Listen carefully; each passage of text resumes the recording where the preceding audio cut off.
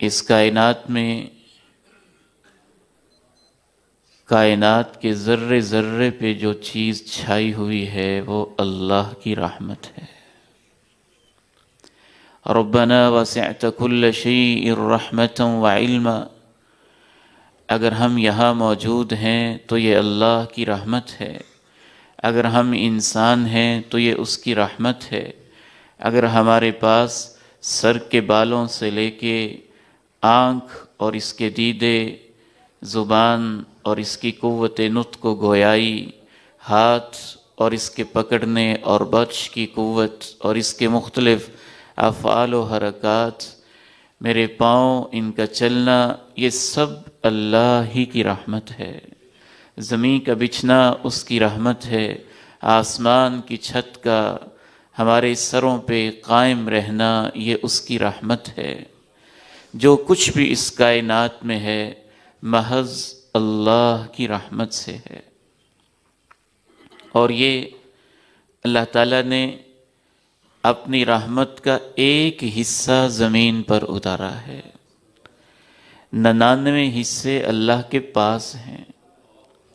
زمین کے اندر بہتے پانی اور آبشاریں یہ اس کی رحمت ہے، ریت کا ذرہ ذرہ اس کی رحمت ہے، پانیوں کا، سمندروں، دریاؤں کا قطرہ قطرہ اسی کی رحمت ہے، درختوں کا پتا پتا، ان کا پھل، ان کے ذائقے یہ اس کی رحمت ہے، گلاب کا پھول، اس کا کھلنا، اس کی خوشبو، چنبیلی کی سفیدی، اس کی عطر بیز ہوائیں یہ اسی کی رحمت ہے، سورج کا نکلنا، غروب ہو جانا، چاند کا آنا پھر چھپ جانا، دن رات کا عدل بدل، یہ سب کچھ اللہ کی رحمت ہے۔ جس اللہ نے دنیا میں اتنی رحمت کر رکھی ہے کہ ایک رحمت پوری کائنات میں پھیل گئی ہے، اس اللہ نے آخرت میں کتنی رحمت رکھی ہوگی۔ جس اللہ نے عارضی دنیا کے لیے اتنی نعمتوں کے دسترخوان بچھا دیے ہیں، اس اللہ نے باقی آخرت کے لیے کتنی نعمتیں بچھائی ہوں گی۔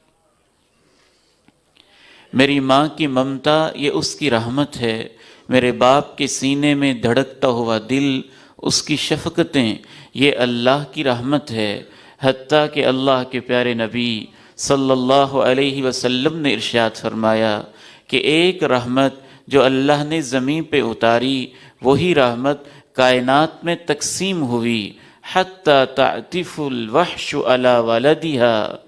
حتیٰ کہ جنگل کے درندوں کو بھی ملی اور شیر کی ماں کو ملی تو اس کی ممتا بنی، گیدڑ کی ماں تک کو ملی تو اس کی ممتا بنی، پرندوں کی ماں تک کو ملی تو ان کی ممتا بنی۔ آپ نے ارشاد فرمایا حتیٰ کہ ایک جانور کی ماں بھی کبھی کبھی ایک ٹانگ پہ کھڑی رہتی ہے کہ کہیں میں ٹانگ نیچے رکھوں تو میرا معصوم بچہ میرے قدم کے نیچے نہ آ جائے۔ وَمَا أَرْسَلْنَاكَ إِلَّا رَحْمَةً لِلْعَالَمِينَ، کبھی کبھی مجھے یوں محسوس ہوتا ہے کہ اللہ نے یہ ساری رحمتیں اور اس کے مختلف حصے کائنات پہ مہربانی کرتے ہوئے رؤوف الرحیم پیغمبر کے سینے میں رکھ دی تھیں۔